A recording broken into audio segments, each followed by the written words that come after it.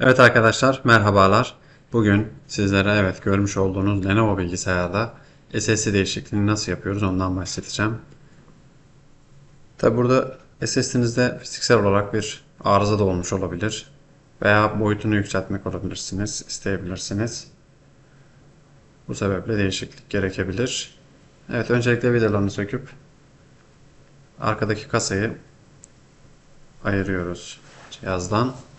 Evet, bakın bu şekilde bir plastik yardımıyla cihazınızı kolayca, arka kapağı kolayca sökebilirsiniz.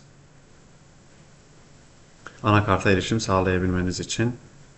Evet, bakın bu şekilde cihazımızı ayırıyoruz kasamızdan.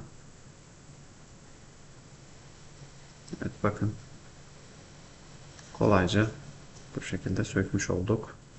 Anakarta erişim şu an için sağladık. Evet, bakın RAM'imiz, SSD diskimiz, bataryamız burada. Ben SSD'mi değiştireceğim. Evet, bakın Nvidia SSD'mim.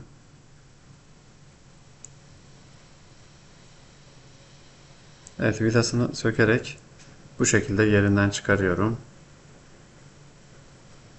Nvidia SSD'mim.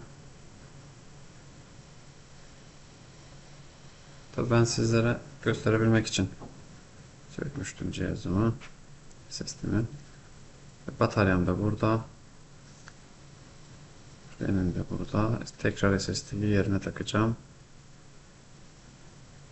Bu şekilde yerine oturtturuyorum. Sonra aşağıya doğru bastırıp vidasını takacağım. Bu sayede laptopumun SSD diskini değiştirmiş oldum.